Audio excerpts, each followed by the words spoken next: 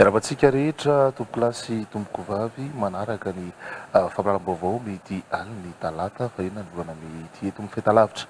TV Plus Madagasikara manasanao nanaraka izany hatramin'ny farany miarabana koa Gracia Andrea Toerina. Miarabanao roa miary manana miarabantsika ny tokantrano ihany koa manaraka ny fampahalalam-baovao eto amin'ny TV Plus Madagasikara amin'izao alina izao. Loateny vaovao tapany voalohany avy hatrany ary mikasika ilay raharaha cocktail molotov na voatonina ny colonel Patrick Rakotomamonjy izay nanambara androany ny premier ministre zay question fa efa mandeha ny fanadihadiana lalina. Mikasika ity raharaha ity naneho ny heviny ihany koa ny filohan'ny antenimiran'olona izay nilaza fa tokony miatrika ny vokatry ny fanehoan-kevitra eto Madagasikara ny colonel Patrick Rakotomamonjy raha nanambara ny General Balmana Richard. Fivory nanomboka androany indray ny antenimiran'olona ary androany no nanokafona tamin'ny fomba ofisialy ny fivoriana. Ara-potoana voalohany teny amin'ny lapa-maitso entitra ny voalohany andro fanjakana ity nilaza fa tokony hanatrika ny fivoriana mandritra ny rovolona satria goavana eto ny firenena izany raha ny fanampanazavana. Izao koa sika dia hatramin'ny tapany faharoa amin'ireo lohateny vaovao.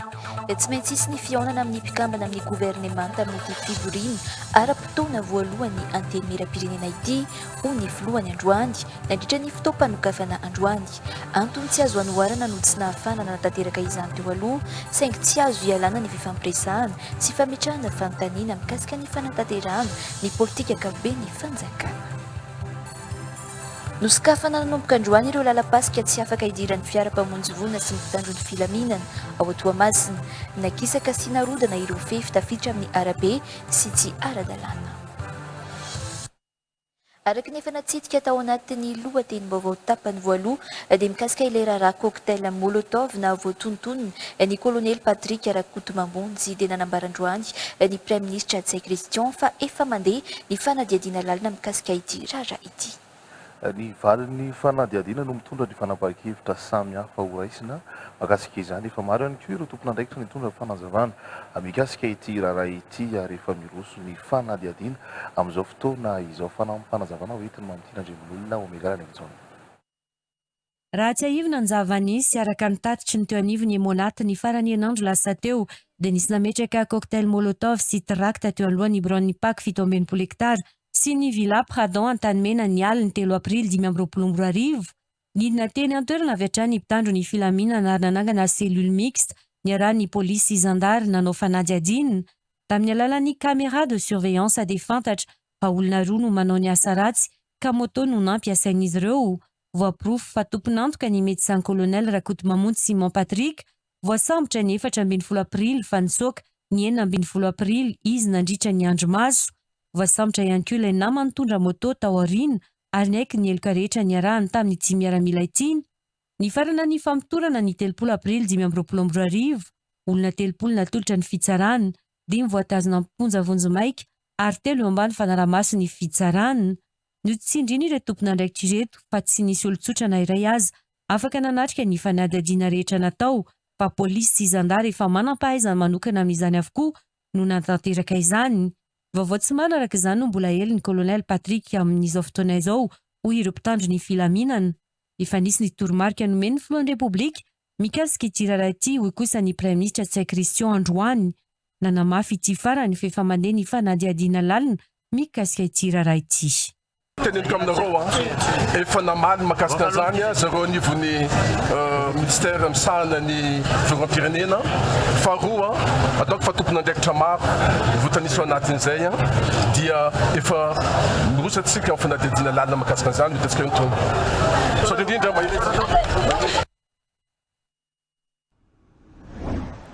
fa naneo ny heviny mikasika ny mpamoaka nataon'ny colonel Patrick Rakotomamonjy ny filohan'ny antenimieran-doholona ny General Richard Valmana androany atao reny ny fanokafana ny fivoriana ara-potoana teny amin'ny lapa-maitso.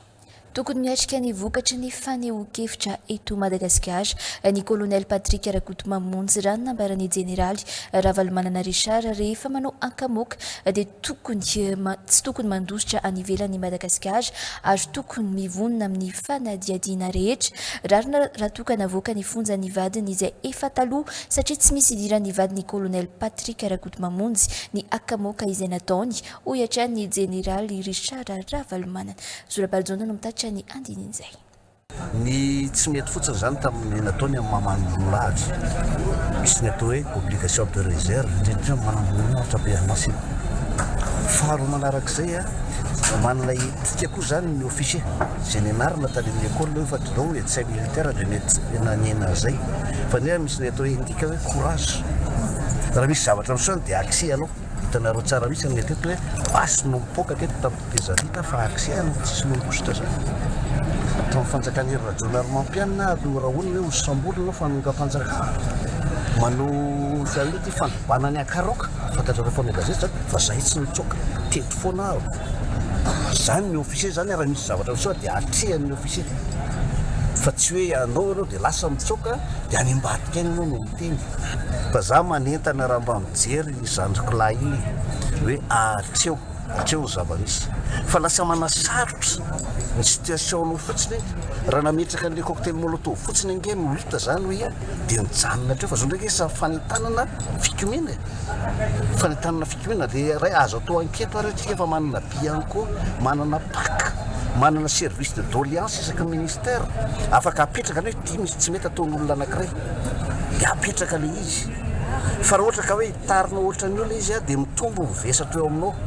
Mikasika ny vadiny colonel Patrick Rakotomamonjy dia navarany général Ravalomanana Richard fa efa nisaraka tamin'ny efa ela io vadiny io ary tsy misy tokony idirany ny aferan'io colonel io. Nidera manokana ny filoham-pirenena tamin'ny fanapahan-kevitra noraisiny mikasika ny vadiny colonel io ny filohan'ny anteny Mirandolona ny général Ravalomanana Richard.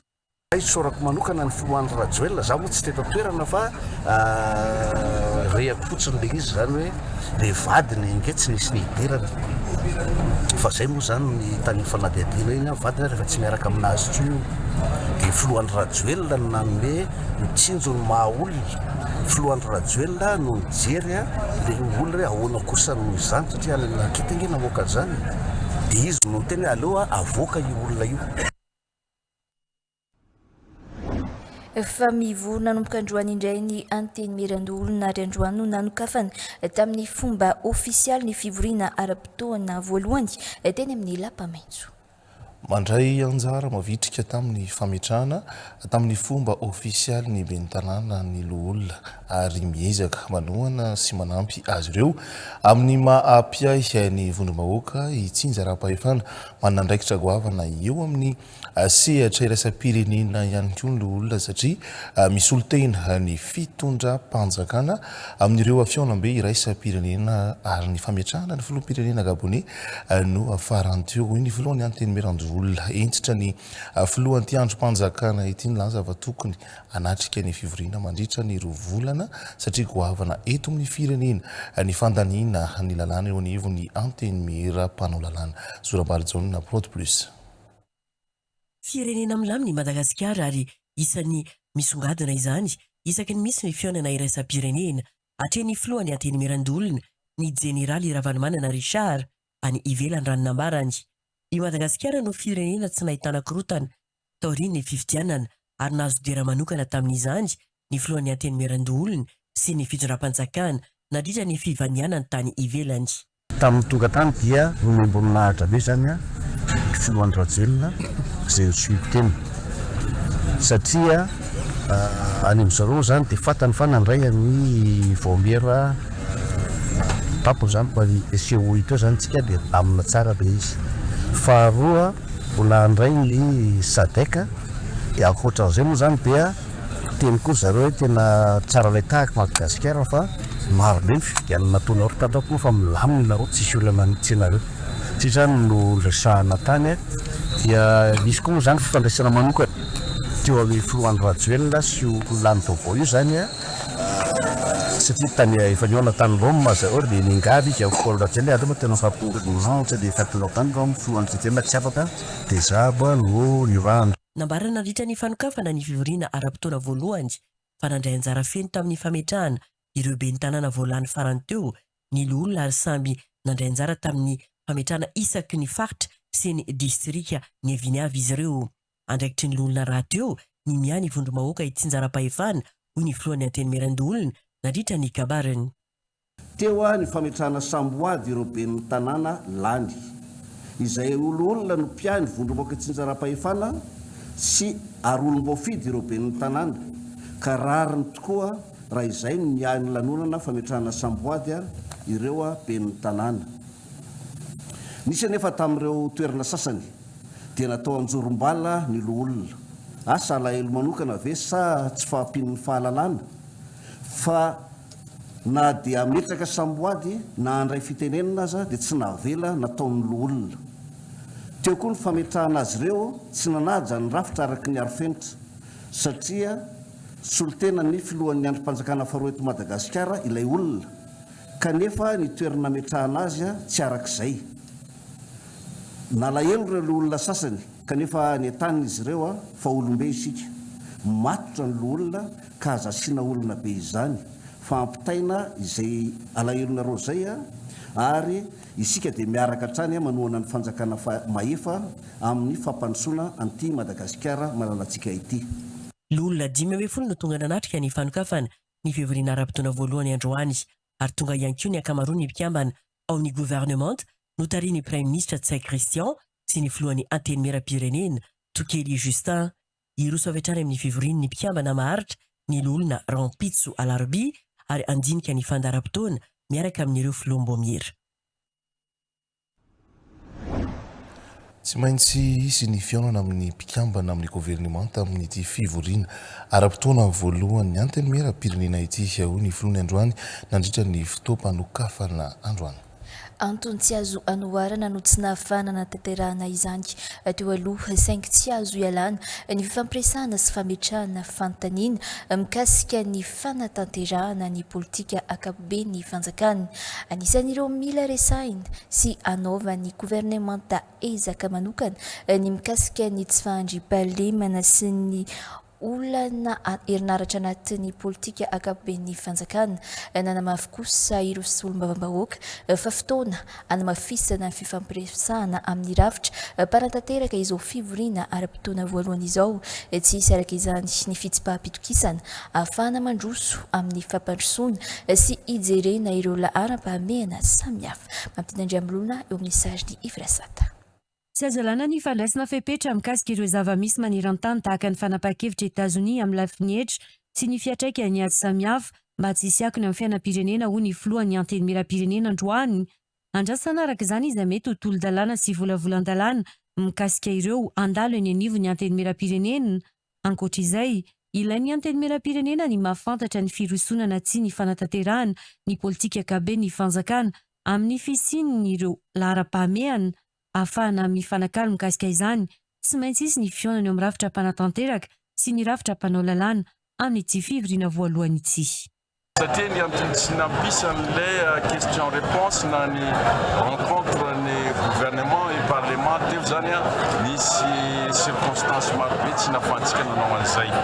Fa amin'izao a tsy maintsy asiantsika izay question réponse zay fiaonan'ny gouvernement sy ny parlement zay a mba ahafahan'ny gouvernement ihany koa manao tatitra aty amin'ny parlement ary afantarany ny vahoaka malagasy ny zavatra betsaka ny zavatra vitan'ny fitondram-panjakana mila fantatry ny vahoaka malagasy zay. Fotoana ahafahana mitondra ireo asa ampampandrosoana ny fotony ihany koa ny fivoriana tahaka izao raha ny fanazavana trany. Tamin'ireny fitetezam-paritra izay nataonay regny zany raha fitinina dia ny resaka lalana aloha zany ny voalohany mba ahafahana hivezivezen'ny vokatra dia fangatahana barrage mba hampitombo ny vokatra izay hitantsika koa amin'izany fa agnaty politika mpanjakana iarahana satria fantatsika fa tamin'ny fivoriany ny COI teto dia nisy ny zavatra tapaka dia ny fampiakarana ny vokatra mba aleo tegna ara-sakafo ny vahoaka malagasy. Nisokatra androany fivoriana ara-potoana voalohany anteny mera-pirenena amin'ny taona 2020 amby 2020 ity. eo amin'izay vaovao izay hatrany tsy manana herizika hanohatra ny fampandrosoana na anankirotana ny mpanohatra eny amin'ny antenimera pirenena hoe ny solombam-bahoaka nay voraolodinina na izany aza nefa dia tsitsitsy rotsaka azy ho an'ireo tompon'andraikitra tsy mahavita ny iraka mpanaovina azy ny solombam-bahoaka raha namarany anolotra lalàna manova sy manatsara ny fiainam-bahoaka ihany koa ny tena ny raha ny nambarany hatrany vavoatatiry ny Abraham Razafy. Vonona ireo solombavambahoaka raha nambarany nay voraolodinina hiatrika ny fivoriana ara-potoana voalohany. Ireo solombavambahoaka manohana ny fanjakana ny maro anisa tsy mahazaza ka tsy manana herijika nohitra ny fampandrosoana ireo solombavambahoaka mpanohitra raha nambarany nay voraolodinina. Tsisy aloha za moso de censure zany.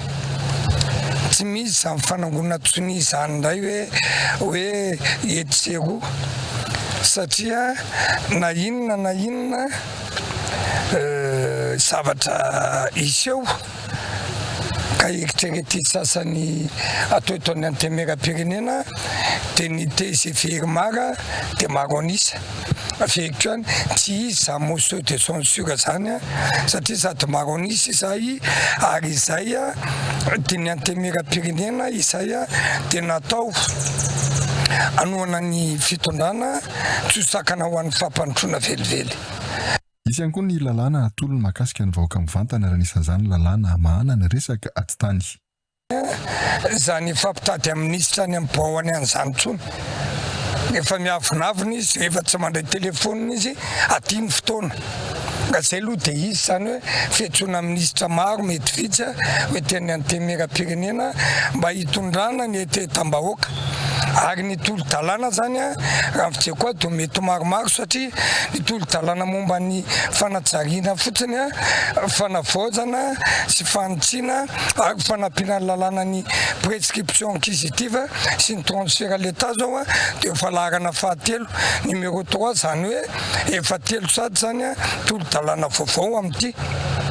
Akoatran'izay varomangatsika ny zavatra tiana apetraka zany dia ny hoe ametraka ny madepute anay amin'izay zay amin'ity ametraka ny lanjan'izany hoe antemera-pirenena. Aritra 80 andro ity fivoriana ity. Miroso amin'ny fanatsarana ny fitantanam-bola mpanjakana ny ministeran'ny toe-karena sy ny fitantanam-bola anomboka amin'ity volana ity ny fanisana vaobe ireo mpisitraka ny fisotrondronono fanamaivanana ny fivezivezena dia eny amin'ireo toerana fanatanterahana ny fanamarinana ny fahavelomana ihany no anaovana izany. Abraham Razafy eo amin'ny sariny Arfidi Rakotomanalina. Efa nanomboka tamin'ny taona 2024 ny fanavaozana karatra fisotrondronono ahafantarana tena isan'ny mpisitraka izany marina tafiditra ao anatin'ny politika ankapobeny fanjakana izany fanavaozana izany. Nisy noho izany ny fanavaozana tanteraka eo amin'ny fomba fiasa sy ny fanatsarana ihany koa ny kalitao-bokatra nandritra ny taona maro mifanesy.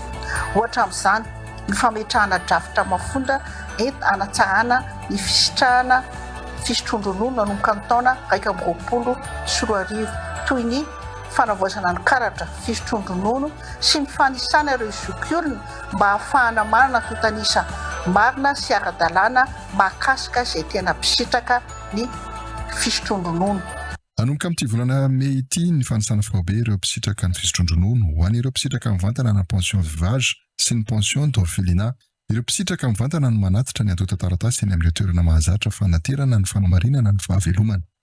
Fanisana ireo izay mpisitraka fisondronono rehetra eto amin'ny fanjakana ka tafiditra ao anatin'izany ireo izay misitraka mivantana na ny atao hoe pension de veuvage na ny pension d'orphelinat. Isoroana fivezivezen'ireo zokiolona izay naranisa hampandray fisondronono dia ho tanterahana mandritra ny fotoana fanaterana certificat de vie na ny fanamarina-pahavelomana izany fanisana izany. Ny toerana anaovana izany fanisana izany dia eny amin'ny fanaterana certificat de vie mahazatra ihany izany hoe eny anivon'ny trésorerie générale sy ny perception principale du trésor manerana anosy ihany izany. Ny antota taratasy tsy maintsy hoentina kosa mandritra izay dia ny certificat de vie mazava ho azy ny karatra mahampisotro-ronono ary ny karapanondro pirenena. Mba hatotosana tsara atsakany sy andavana izay fanisana izay dia ny tena tompon'ny fisotrondronono izay misoratra ao anatin'ny karatra mampisotro ronono no antsoina ho avy amin'ireo daty ireo fa kosa tsy mandefa solitena. Mitoetrany koa ny fametrahana fomba fiasa amin'ny alalan'ny teknôlôjia moderna. Mitohy antranontsika tao anatin'ny fampiaraham-baovao no sokafana nanomboka androany ireo lalapasika tsy afaka hidiran'ny fiara mpamonjy voina sy mpitandro filaminana ao Toamasina nakisaka sy narodana ireo fefy tafiditra amin'ny arabe tsy ara-dalàna. Tao amin'ny fokotany Andranomadio no nisantarana ny fanokafana ireo lalana ireo androany ka voakasika izany avokoa ireo fefy miorina tsy ara-dalàna. Raha namara ny ben'ny tanàna ny Toamasina Sonerina Patrika Msa Judiga TV.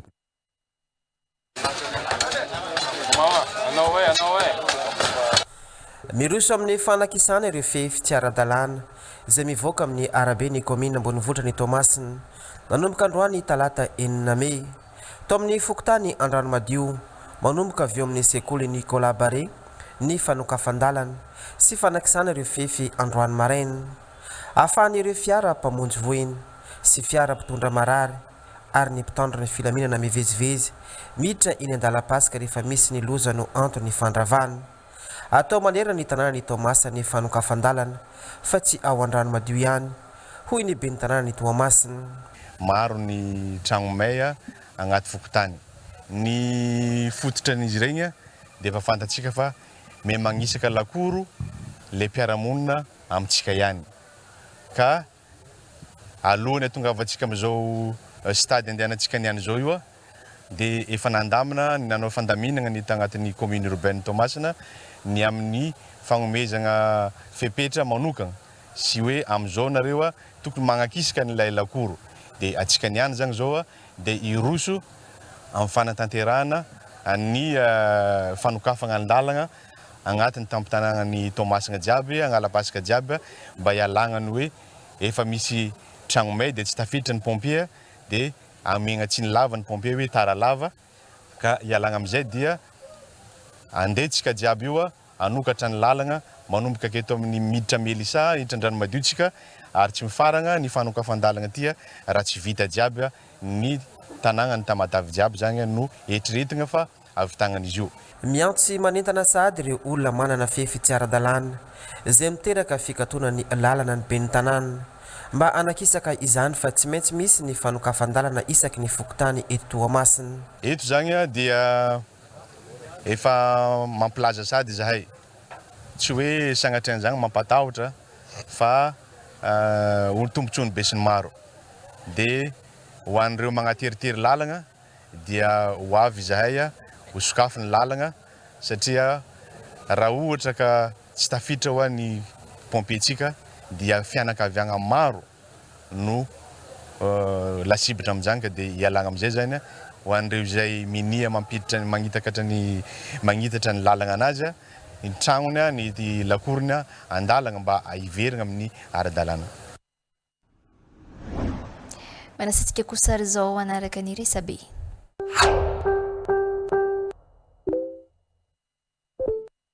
Ny pejy Dinosky Pass vaovao vao mafana nahiditra ponja vonjo maika ny tsefahity sinoa tomponantoka tamin'ny loza mpifamoivoizana nafatesan'olona efra teny bypass akaiky ny LGK di 3 aprily lasa teo. Ny vondrona fifamoivoizana eto Madagasikara fiara 4x4 V8 iray no navita ny siton'ilay kamion mba andalana tany amin'ny RN7 Omaly raha izay ivina dia nisy kamion iray nijivalana tany akaiky ny be injy Alahady fony alatsinainy teo ka tapaka noho izany famoivoizana tany amin'ny RN7 efa nisy kamion iray nanandrana ny siton'ny fiara io saingy tsy nahavita nanala izany fa ity 4x4 V8 ity no nahavita nanala izany. Ny pejy Mamtina Ndrembololo concours Miss Monde ho tanterahana andraiky amin'ny 30 ny volana Mey any Inde nanainga androany Syria Olivine Miss Madagasikara 2024 ny fiarovana ny zaza ny loha hevitra ho toanany Miss Madagasikara ny amin'ny Miss Monde.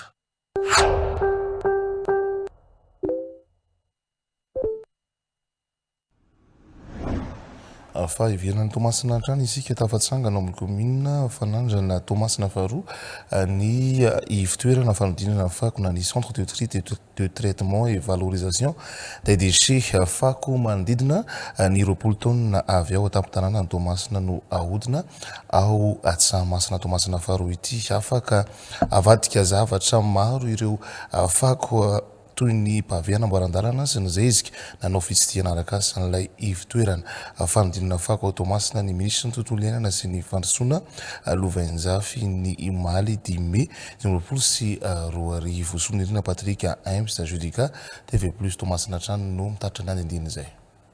Ny taona 2024 no nanorenana ny ozinina fanodinana fako eto Antsaramasina commune ambanivohitra ny fanandrana Tomasina faharoa. Vita tanteraka ny fotodrafitrasa ankehitriny miaraka amin'ny milina ampiasaina amin'ny fanodinana fako ary hodina tsy ho ela. Fiara-miasa ny ministera ny tontolo iainana sy fampatrona Lovainjafy sy ny commune ambanivohitra ny Tomasina ary ny commune ny Fanandrana amin'ny fikajina ny tontolo iainana ho fitantanana ny afako azo avadika ampiasaina indray. Fako manodidina ny 20 taona isanandro no ahodina amin'ny usine afaka avadika zavatra maro. Ireo fako voahodina eto anisan'izany ny fanamboarana pavé, anamboaran-dalana sy zezika.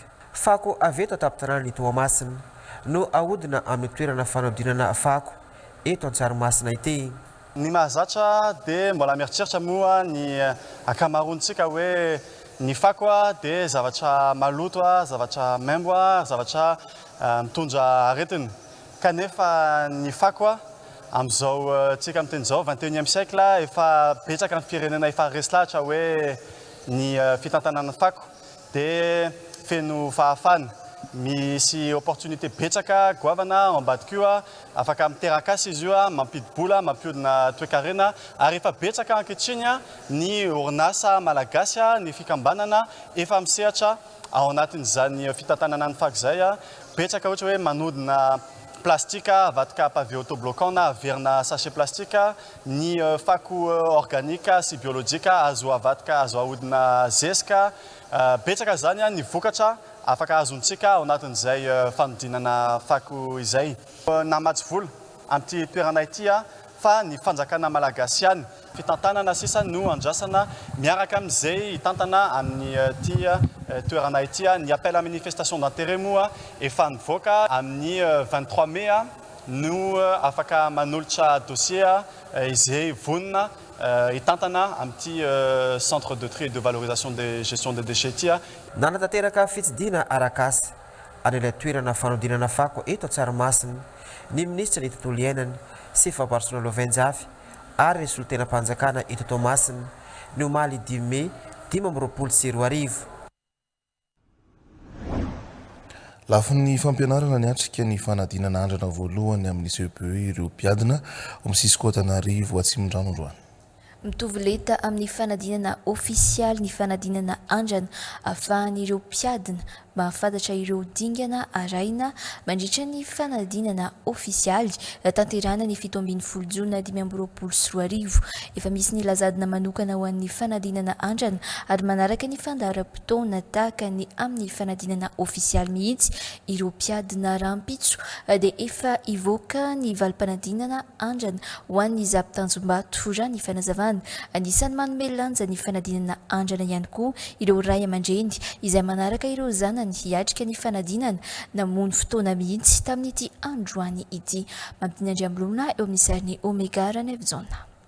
Miaina fitantainana amin'ireo mpiadina ireo ray aman-dreny amin'izao fiatrehana ny fanadinana andrana voalohany amin'ny CEPE izao na dia efa nisy aza ny fiomanatra amin'ny fiandohany taom-pianarana mbola misy ireo lesoka tsy maintsy arena kosa nefa izany hoy ireo ray aman-dreny. Efa nanomatena moa zany ny ankizy efa mandritra an'izay volana maromaro zay dia tonga eto moa zany tena maray aman-dreny manotrona azy. Nanapa-kevitra mihitsy tsy aza fa hitanao ihany ny ankizy tsy maintsy mba omena hanina. Tena somary nitaitaina sady somary tsy hita ny salina an'le rito dia lasa somary nandeha lavitra kely. Dia zao izy efa hita ihany moa dia vonona hiatrika izy io. Ny androany aloha efa tsy miasa mihitsy fa natokana ho anazy mihitsy androany na mbola CEP blanc azy. Ho an'ny Zapitanjombato eto amin'ny OPP Andafy Atsimo no miatrika ny fanadinana ireo mpiadina miisa 200 manaraka ny fandaram-potoana ny fanadinana ofisialy ny fanadinan'andrana ahafahana mandrefy ny fahaizana ireo mpianatra sy mijery ireo lesoka mila renina ny fanadinana andrana mba hahatsara ny voka-panadinana raha ny fanazavana. Examen plan voalohany zany ty tanterahantsika androany ity dia mbola misy faharoa amin'ny 3 juin ohatrany any amin'ny fanadinana mihitsy ny endriny na ny fipetraky ny lazady na efa nahasolona convocation zany hoe tena mitovy amin'ny convocation ampiasaina any amin'ny tena lazady na ofisialy mihitsy zay efa nizaraina tamin'ny mpianatra dia entindry zareo manatanteraka n'izany fanadinana zany androany. Fijerevana angambany hoe aiza ny mbola lesoka tokony harenina dia mba ho tsaratsara kokoa no tiana atao voaloha ity zany any amin'ny faharoa dia ho tsara be ny any amin'ny ofisialy. Anisana mampiavaka ny fanadinana andrana teto amin'ny OPP Andafy Atsimo ny fanomezana sakafo andreo mpiadina na mahavanana ny fahasahiranana sy tsy rotorotondreo mpianatra hoy hatrany ny talensekoly. Ilaina ny fametrahana ny filaminana sy fitoniana eto amin'ny firenena raha toka tiana ny fampandrosonina raha ny fehi-kevitra ny votra tetsy amin'ny temple Zijio Andranovelona mandray ny hetsika manokana mba ahafahana mametraka filaminana maharitra eto Madagasikara na ny festival culturel de la paix mondiale ny temple Zijio fanamafisana orona ny fiara-miasa eo amin'ny sinoa sy malagasy ny fanatanterana ny hetsika tahaka izao raha ny fanazavan'ny filohan'ny fikambanana sinoa eto Madagasikara. Fanadadiana tanteriny fetra Andria Mananjara. Mpiara-miasa maharitra efa antaonany maro ny firenena malagasy sy ny sinoa namafisy ny famatorana ara-toekarena sy ara-tsosialy efa nisy taona maro lasa izany ny fifandraisana ara-kolotsaina. Voamaika manamafy izany famatorana soatoavina iombonana ny hetsika ho an'ny kolotsaina izay natao indrindra metrahana ny filaminana araka nambara ny filohan'ny fikambanana sinoa eto Madagasikara. Andraisana aloha dia ohatrany ny amin'ny lafiny rehetrarehetra na kolotsaina izany na ekônomika sy zavatra hafa dia efa hitanareo hatramin'izay mifampiaifana ny firenena sinoa sy ny firenena malagasy. Tokony mafisina araka izany ny fampianarana mikendriny sy ny fandriampahalemana eto Madagasikara araka nambarana ireo mpikatrika ny fivavahan'ny bodisma eto Madagasikara ao anatin'ny tempoly Zijio. Ho an'ny solombavambahoaka voafehy teny Ambohidratrimo, Rony Rakotoarsoa dia manamafy izany koa ny mahazava-dehibe ny fametrahana filaminana manoloana ny zavamisy sy hitranga manerana izao tontolo izao.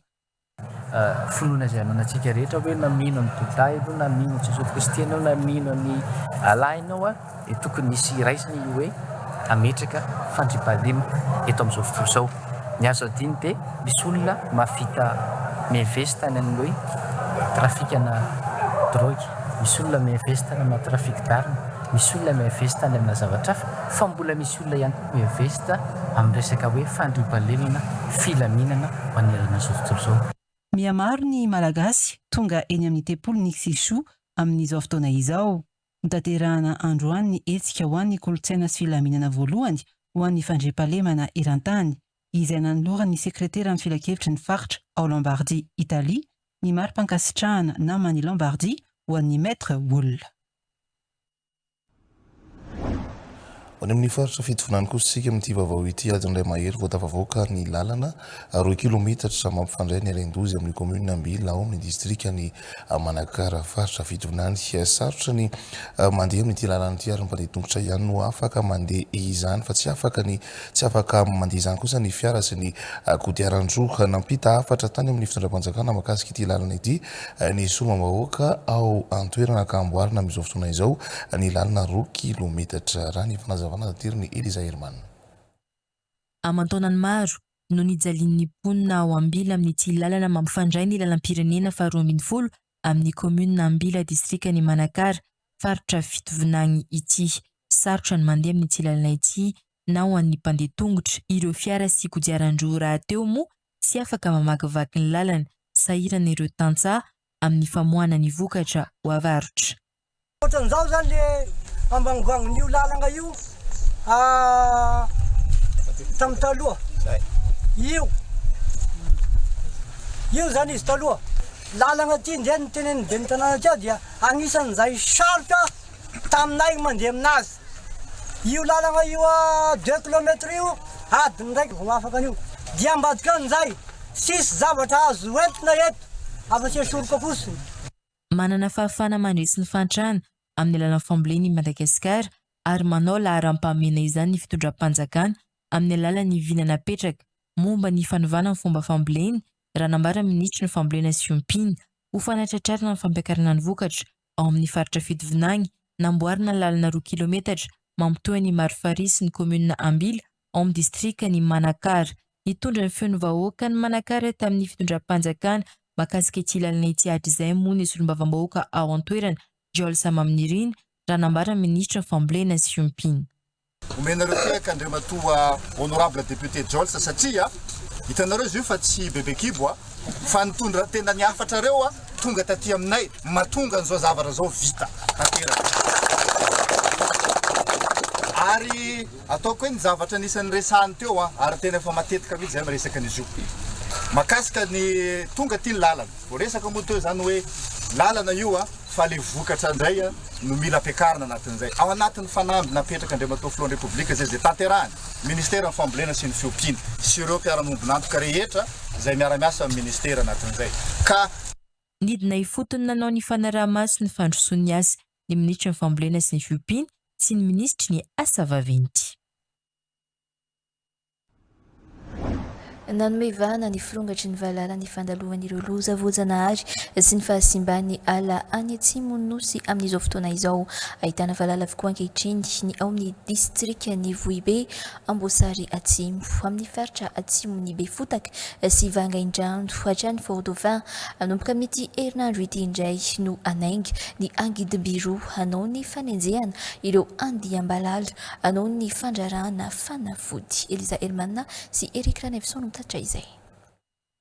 nahitana fivoarany firongatry ny valala ny amin'ny tapany atsimon'ny nosy tranga efa piseho any amin'ny atsimon'ny nosy ny andiam-balala sangina azo vany izany vokatry ny fandalovana ireo loza voajanahary fa indrindra ny fahasimban'ny tontolo iainana any amin'ny faritra Atsimo Atsinanana.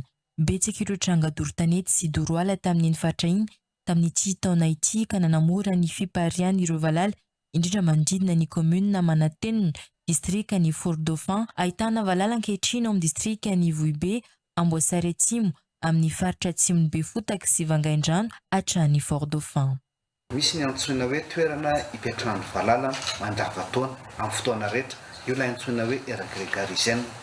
Ny toerana misy azy io dia voafaritry ny lemaka na sahandrika faritan'ny rano Morondava any amin'ny tapany avaratra ary amin'ny rano Mandrare any amin'ny farany atsimo.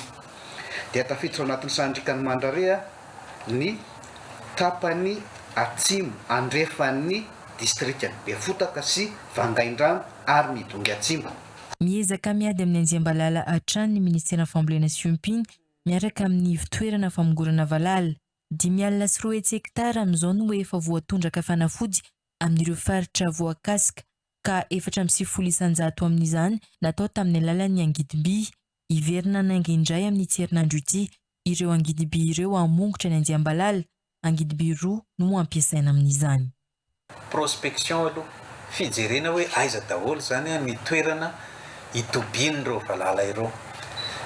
Ka rehefa fantatra zany ireo toerana itobian'ireo valala ireo dia alamina arak'izay amin'izay zany ny fomba anaovana ny attaque ary indrindrandrindra tsy maintsy jerena ihany koa zany ny coordination ny asan'ireo Angidiby anankiroa ireo satria tsy maintsy ketohana amina toerana anankiray zany ireo valala ireo, zay zany no tanjona amin'ilay izy. Mbola tsy nahitana fahasimbana misongadina nateraky ny valala kosa hatreto raha ny fanazavany. Fa manambahiny ny fampahalam-baovao amin'ity alina ity dia tsy izy fary zareo avy eo amin'ny ISM miarabanareo tonga soeto amin'ny fampahalam-baovao ny TV Plus Madagascar. Ya, miarabanareo menada ary miarabantsika ny tokantrano ihany koa zay manaraka ny fampahalam-baovao amin'izao hariva zao. Ya, mbola mameriny ny fiarabana ho anareo menada isika rehetra any an-tokantrano. Ivona amin'ny mpijery antsika na efa maro raha mahalala mety misy ihany koa zao vao mahita anareo mirahalahy ao anatin'izay hoe ISM izay inona tokoa izy io? Ya, ny ISM na ny English School of Madagascar dia ifidirana anankiray izy io fianarana teny anglais américain parler. Zay hitantsika eo an-tanimena akaiky ny banky Bread sy pharmacie Ralson. Raha ny ISM manokana angamba efa tao anatin'ny 5 taona zay nisy iny rehefa nisy mpianatra Royal no efa nivezivezy tao amin'ny SM nianatra ary ny tena nafantaran'ny SM nafantaran'ny olona ny SM hatramin'izay dia tsy inona fa le izy tena hoe pratika ary ihany koa ny fampianarana mahakasika ny resaka développement personnel ihany koa zany. Io ihany koa ny resaka fizahantany ary ny farany angamba ny fampianarana hainy hoe olona tena mbola tsy mahay mihitsy ary tsy mifidy taona izy io na hatramin'ny kely indrindra makany amin'ny lehibe indrindra na olona mbola tsy nahita anglais tamin'ny fiainany mihitsy aza dia le challenge ana eo amin'ny SM dia hoe ahoana ahafahany mampiteny sy manampy an'ny olona ireny mba hoe mangetaheta ny hiteny anglais ao anatin'ny fotoana fohy. Inona avy araka izany ro mety hoe tolotra sy tena mampiavaka anareo ihany koa? Ya, momba an'izay tolotra zay ny amin'ny SM dia misy programme anankiroa dia ny voalohany zay natokana ho an'ilay voanomboka mihitsy zany hoe mbola tsy mahay miteny anglisy zay antsoina hoe Speaking English Matters zay maharitra 2 volana io anisan'ny mampiavaka an'io ny méthode ao dia tonga dia mora raisina mifanaraka kokoa amin'izay hoe mbola tsy mahay dia natao kokoa io hianarana ao anatin'ny 2 volana fotsiny dia mahavita ny 2 volana voalohany mifindra makany amin'ny 2 volana faharoa fanatsarana accent zany hoe olona nahavita le 2 volana voalohany na olona avy any ivelany efa nahay avy any fa te hanatsara an'izay accent zay dia natao anazy ny mastering stress matters 2 volana koa faharetan'io mahavita ny efa-bolana io zany izy mivoaka tena mahavoafehy ny teny anglisy eo nefa momba resaka fotoana ao ny cours samedi ho an'izay tena tsy manam-potoana mihitsy dia ao ny cours andavanandro zay inefatra isan-kerinandro latsinainy talata dia alakamisy sy zoma eo ihany koa ny cours natokana ho an'ny orinasa misy an'izay koa amin'ny English Madagasikara dia efa tsindriko kely angamba ny mampiavaka anay hoe ny resaka pratique 85% ny cours parler na hoe spoken English zany hoe 15% misy manoratra kely ihany dia manaraka an'izay ny fanovana ny le toe-tsaina hifanaraka amin'ilay teny izay ianarana. Fantaniko fotsiny izany ny olona tena tokony hazakazaka raha liana amin'izay ao manahoana ny olona any amin'ny faritra fa mety afaka mety misitraka an'izay fampianarana izay misy ny en ligne sy tsy ihany koa. Ny SM moa zany eto Antananarivo aloha zany toerana ahitana anazy eo Antanimena ihany aloha izy hatreto dia raha ohatra ka tia hanoratra anarana mora hita le toerana satria eo amin'ny zaridaina mihitsy misy banky sy pharmacie eo dia eo ampovoan'ny zanak'ireo ireo mihitsy fa ny any amin'ny faritra aloha zany hatreto mbola tsy misy ny ISM. Zany mbola mety hisy fotoana tsy maintsy mbola hisy foana ny fotoana isian'izay zavatra zay. Tsara zay fantanena zay satria ny ao amin'ny SM isa taona ao anatin'ny taona anankiray zany misy fidirana 12 zany hoe isam-bolana dia misy fidirana foana enina amin'ity volana mety ara zany dia misy fidirana amin'ity herinandro ity mbola misokatra ny fisoratana anarana ho an'izay mbola vonina ny teny anglais satria amin'izao fotoana zao efa tsy azo alantsika intsony izy io satria efa somary mirona makany daholo zao ny olona rehetrarehetra amin'izao na mahay zavatra na inona hainao rehefa tsy eo le anglais somary taraiky foana dia tsara mianatra le satria tsy ela ny mianatra anazy ary tsy sarotra ihany koa indrindrandrindra ao amin'ny SM moa zay. Dia hoe toary ny fanentanana ho an'ny olona rehetra izay liana dia hiditra sy hianatra ao anatiny izay hoe fianarana teny anglisy izay. Araka ny lazainy Claude teo moa zany atoroko ampisehoky zavatra kely vetivety tsotra kely hoe ohatra ahoana ilay mianatra ao hiteny anglais kely ana sady sika teny gasy ihany ho an'izay hoe mety mbola tsy mahay mihitsy ohatra zao hoe zahay dia afaka manampy anao we can help you miteny anglais to speak English ao anatin'ny fotoana fohy in a short period of time. So we can help you speak English in a short period of time. Ka aza misalasala manatona anay feel free to join us at English School of Madagascar. Satria manin, why? Because we can help you there and we have the best program for you. Ary dia manana programa mety tsara aminao. So ratok. Yeah. I think everything has been said by my homie over there. So I just want to add a few things. You know what it is. Actually, we try to speak English a little bit right here, not to show off or anything like that, but just to show you what it is possible and what it is waiting for you at English School Madagascar, how it's going to be like at the end of the day. You know, trust me, we don't pretend to be good. We really know this thing. So we really have the ability to help you to achieve your goal. So if you want to be good at English, join us. Looking forward to seeing you there. God bless English School Madagascar. Thank you. Akasitrarana filny avy eo amin'ny SM nanaiky ny vahiny teto amin'ny fampahalalam-baovany TV+ Madagasikara. Mankasitraka tompoko. anohizantsika ny fampalalambavao kosa ireo vaovao tapatapany. Anoana ny ministerany tanora sy ny fanatanjahantena ny orinasa tsy miankina iray araka ny fifanarahana nosoniavina omaly tao amin'ny hôtel Colbert Antaninarenina. Vola mitetina 100 tapitrisa ariary isa-taona no natokana ity orinasa ity ho an'ny fampandrosoana ny fanatanjahantena sy ny fanohanana ny tanora manderina ny Madagasikara. Tonga nanatrika izany ny ministry ny tanora sy ny fanatanjahantena Marson Moustapha Abdullah sy ny tale jeneralin'ilay orinasa mpanohana Maria Mabaji tanjona amin'ity fiara-miasa ity ny hanome sehatra fivelarana ho an'ny tanora sy ampivoarana ny sehatra ny fanatanjahantena izany fanazavana. Mifanohitsy tamin'izany ihany koa ny atrikasa natao ho fanamafisina ny fandraisana anjaran'ny vehivavy tanora amin'ny sehatra politika sy fanamafisina ny fandriam-pahalemana eto amin'ny firenena. Tanora mpitarika fikamanana miisa 30 no nandray anjara tamin'izany. Fototry ny demokrasia sy ny fampandrosoana maharitra ny fandraisana anjaran'ny vehivavy amin'ny raharaham-pirenena hoy Maria Mabaji. Miantoka amin'ny ampahany betsaka amin'ny vokatra angatany ny fanjakana amin'ny dobona andraikitra tsirairay ny fananana anaty ny fitaovana hoentina miasa amin'ny andavanandro ho an'ny fitalavam-paritry ny mponina dia mandray ny fampitaovana ho zava-dehibe ka nanaova ny taleparitra hitsaka goavana ka nanalorana fampitaovana maro hafa hoentina natsarana ny asa ampiasaina amin'ireo birao ny sampandahara amin'ny distrika enina mandrafitra ny faritra ny Lanjorofo. Misy ordinateur dia misy ihany koa fourniture de bureau afandraisana miasa akasitrana ny taleparitra satria ny faritra tsirairay avy dia samy mena budget fa fahaizan-tany sy fatapana hoe inona ampandeha miasa fa tsy tazolona teo central ny vola izay zava-dehibe dia mirary soanareo Tonga tany an-toerana natitra ny fampitaovana moa ny ministry ny mponina sy ny firaisan-kina ezaka nataony ny fitalavam-paritry ny mponina ihany koa ny fananganana tambazotra ny miaro ny zaza eny anivo ny fokotany avonana isaky ny distrika manana paikady ampandraisana anjara ny rehetra hisoroka ny herisetra ihany koa ny eny anivo ny afaritra tombony ho an'ireo zaza sy vehivavy hiara ny herisetra moa ny fananana izany. Hoaraitsika izao ny voambolana.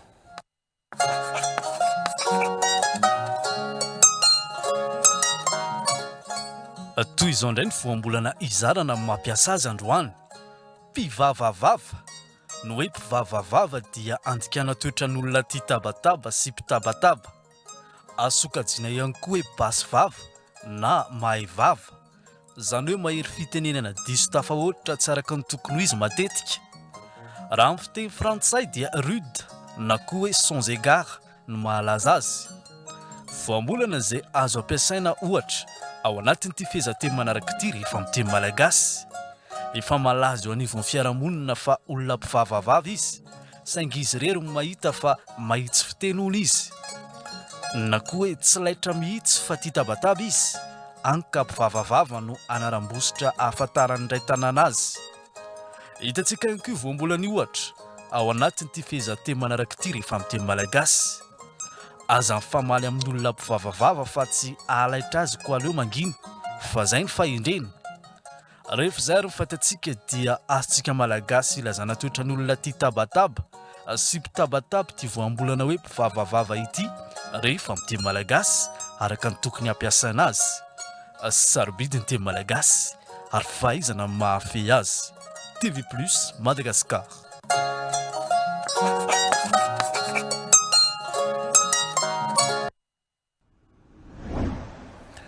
Dao hijery ny eo araha hoe Bijouterie ravaka mividy volamena, manao ny asa rehetra momba ny volamena sy volafotsy.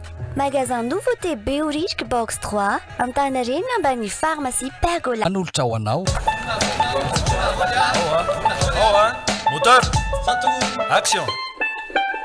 Zany ny otrano mety ady maro ka tsara rivotra ko mety ka mety tsara mihitsy eto ka tsy nanontany hevitra lahy ka mangilina barabasy bona talisa fa hitany lalisa ketsa mbalimbalika kosa eto tsy manontany any lahy tanalisa lay le tapie petrahako eto le anankiroa alaina leo amin'ny devant le ty fa maninona ny atolona zaho kosa izy piasako fetretako aniny barabasy ingely ty bandy akamy piasa hony ka tsy mitovy volokoditra amiko tsy maintsy avako ny maro rehefa tsy mitovy amiko resaka volokoditra sy io ihany nefa mampiady fa maninona nefa izy zao sady efa olo dehibe ingely ty iny sy ireo bandy akamy fa niaraka traversé bona fahitany lan qualité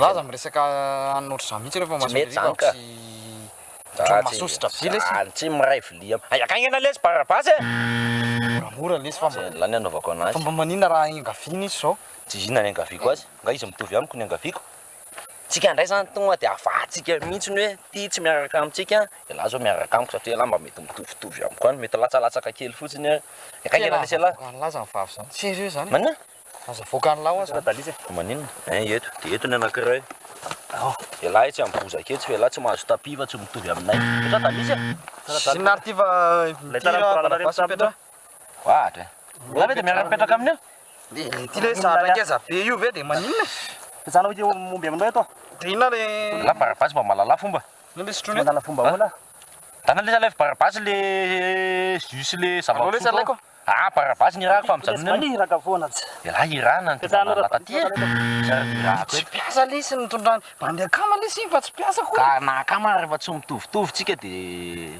mianaza ihany raha tsy mitovy ohatrany hafahafa be am'le iny masaka zany ka fatany tsy mitovy ny rasy na ny alika rangena avahany tena le fotom-pisaina la mihitsy nefa vo jakisony na lesy ny ova fotsy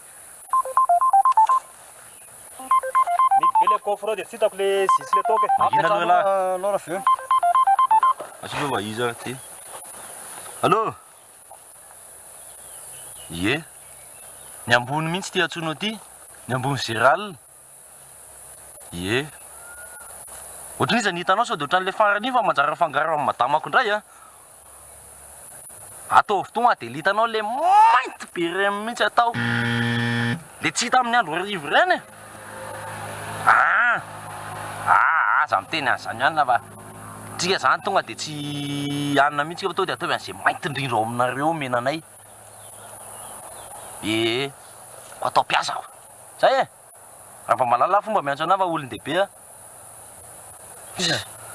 fa manina ty de manao olona ohatra zany ninona le agence le fangalana piasa atrano manina de maninona koa manao olona ohatra zany ny ala zany a sady tsy vita manavakava bolokoditra fa mbola miseho azony am'izao a tsy misy an'izany tsony tsy misy hoe ino moa le filaza azy andrina anina tsisy tokony tsisy an'izany tsony zao fa nahoana fa mitovy daholo zao ny olona jerenge sady mienatra le bandiny ohatrany lasa mihafahafa na zary lasa ohatry mihafahafa amilany le ty fa ty zao tsy akamatsony le ty dalisa la ve de iaraka amin'ny ioana mivadika mihitsy ianao zany tsy bakazay ke mba niaraka ihany tsika manina zao raha tsy manao tsy atao ohatr'izany le fotosainamilay ndoraka raha dalitsika ihany dadabe anay inge mba mety ohatry reny ihany koa dadabe an'lisany raha fantatro tsara tsy milama mihitsy le ka zay zao efa lasa fotsifotsy sa bebe anay fotsifotsy aza manao olona ohatry zany raha géral tsy azoko mihitsy eo lava aloha zay ande janony ny tapiako de ndanako ela raha hitovy amin'ireny ny fanavakavahana dia manimba fiarahamonina fampiraitan-drazana isika malagasy ka andao irahina coupé dans la boîte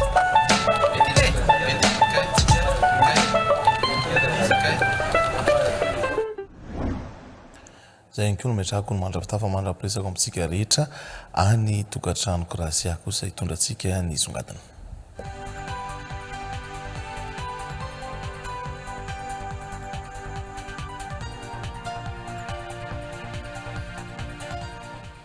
isolotena ny Madagasikara amin'ny fifaninanana misy tanterahana ny Inde ny fito hatramin'ny 1.30 Meo avy izao i Siria Olivine dia manombe misy Madagasikara 4.4 marobe ny fiomanana nataony toy ny fianarana teny anglisy ny fiomanana ara-batana amin'ny alalan'ny fanatanjahantena sy fitaizam-batana ny fikarakarana ny endrika sibika ary indrindra ny fahaizana mandala ny teny hiatrehana ny fifaninanana misy monde ny fiarovana ny zazavariry no loha hevitra ho tohanana mandritra ny fifaninanana robe de soirée sy cocktail hatrany amin'ny 20 isa kosa no netiny izay notakiany mpikarakara ankoatra ny akanjo anaovana amin'ny andavanandro sy mandritra ny fijidiana isan-karazany mampitindandriambolona sy omekarana evjona no mitatitra antsika izay songadina izay fandraisana anjarany Madagasikara fahadimy amin'ny fifaninanana Miss Monde ity ho antaona 2024 ity ho andreo vokatra azo teo aloha tafiditra tanatin'ireo top 40 ireo Miss Madagasikara roa farany